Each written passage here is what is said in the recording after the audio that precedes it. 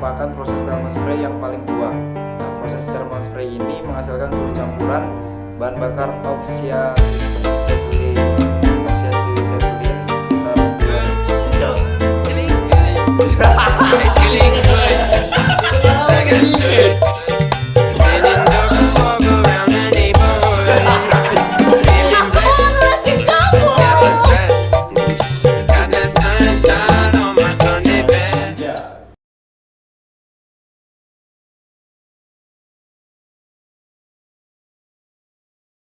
Assalamualaikum warahmatullahi wabarakatuh. Nama saya Gita Fitri Insari, NIM 09171032. Perkenalkan, nama saya Bagja Nugra Diyandi, NIM 09171019.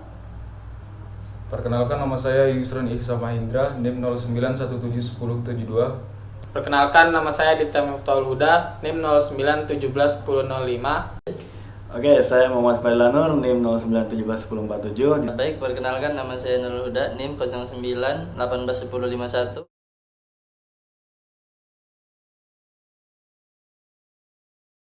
Saya akan menjelaskan tentang thermal spraying. Thermal spray adalah proses pelapisan dengan bahan logam dan non-logam pada benda kerja dengan cara penyemprotan material cair ke permukaan benda kerja dengan kecepatan tinggi dalam usaha meningkatkan sifat-sifat material. Sifat-sifat yang akan ditingkatkan adalah yang pertama daya tahan korosi, kemudian daya tahan gores, lalu ada daya kontak listrik, kemudian ada bias cahaya, lalu ada penyebaran rintangan, dan daya tahan temperatur tinggi.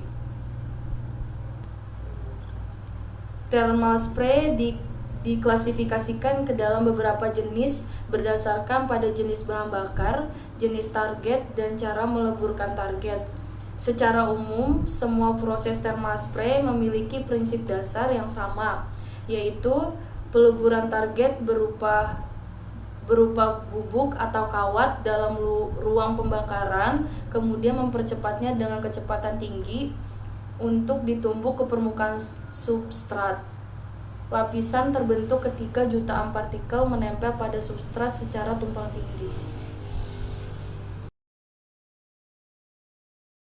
Saya di sini akan mempresentasikan tentang flame spraying atau FLSP.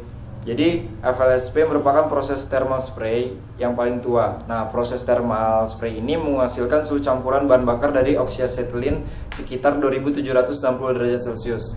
Nah, untuk meleburkan target yang berupa bubuk, batang, ataupun kawat. Kecepatan aliran material yang berupa kawat didorong menuju nyalanya api atau flame.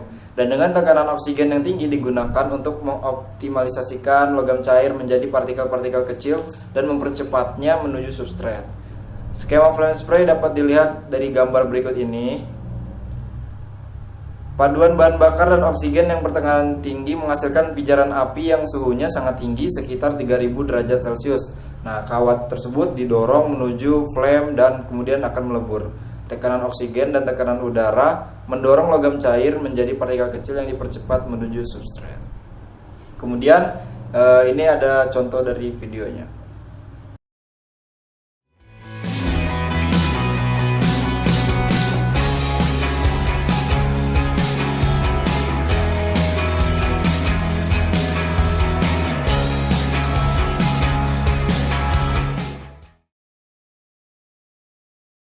Di sini saya akan menyampaikan mengenai plasma arc spraying atau PSP, di mana PSP dapat menghasilkan suhu sekitar 16.650 derajat Celcius, atau jika dikonversikan ke dalam Fahrenheit sama dengan 30.000 Fahrenheit, untuk meleburkan suatu bubuk. Lapisan yang dibuat dengan PSP lebih padat, porosinya rendah, dan adhesinya lebih kuat dibandingkan dengan FLSP. Prosesnya adalah energi panas dari busur listrik yang beroperasi pada 40 kW atau 80 kW bersama dengan suatu gas pembentuk plasma, baik nitrogen atau argon, digunakan untuk mencairkan dan menembakkan material pelapis pada kecepatan tinggi sekitar 600 meter per detik kepada material yang akan dilapisi substrat. Skema busur plasma spray dapat dilihat pada gambar berikut ini.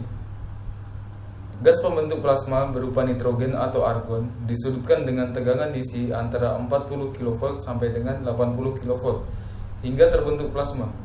Suhu ujung suluh sekitar 16.650 derajat Celcius dan bubuk cair disemprotkan dengan kecepatan sekitar 600 meter per second.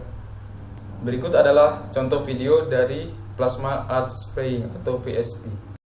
Coating method, powder particles are injected into hot plasma and thereby melted and hit the surface of the component at speeds of up to 450 meters a second. There, they form a material layer that fulfills the requisite characteristics for its function, for example, as wear protection. Di sini saya akan menjelaskan electric arc spraying.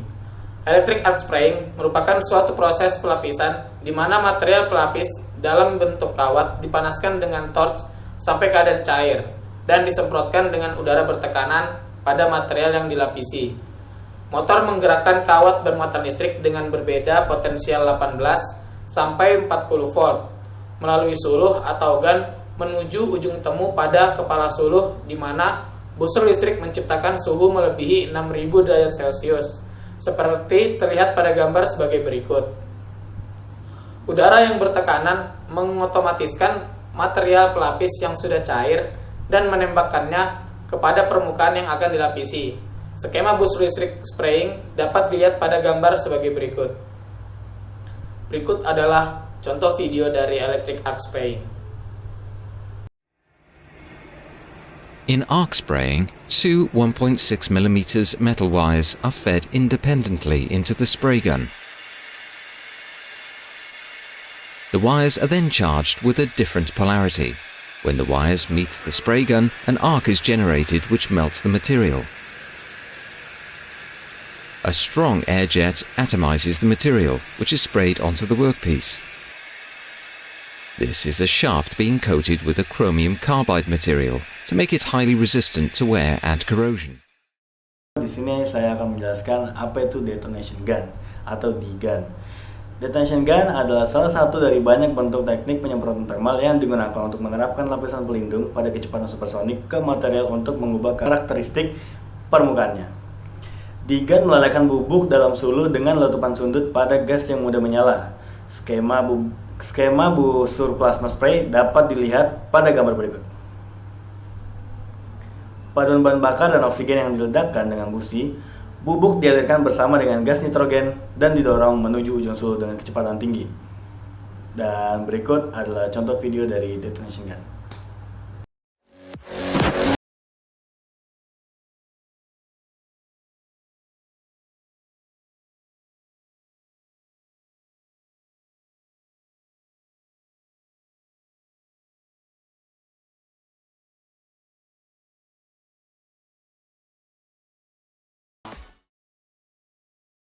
Jadi saya akan menjelaskan tentang High Velocity Oxygen Fuel atau HVOF. Jadi HVOF atau High Velocity Oxygen Fuel adalah thermal spray yang menggunakan pembakaran gas seperti hidrogen atau bahan bakar cair seperti kerosene. Bahan bakar dan oksigen dicampur dan mengubahnya dalam ukuran yang sangat kecil dalam ruangan pembakaran di bawah kondisi yang terkontrol pembakarannya maupun tekanannya. Kemudian proses ini menghasilkan kecepatan yang sangat tinggi, digunakan untuk mendorong partikel guna mendekati kecepatan suara atau supersonik sebelum menumbuk substrat. Skema proses pelapisan HVOF tampak pada gambar berikut ini. Kemudian skema dari alat HVOF adalah cara kerjanya dengan paduan antara oksigen dan bahan bakar metana serta propana yang teratomisasi disundut dengan api dan menghasilkan temperatur yang mendekati 3000 derajat Celcius.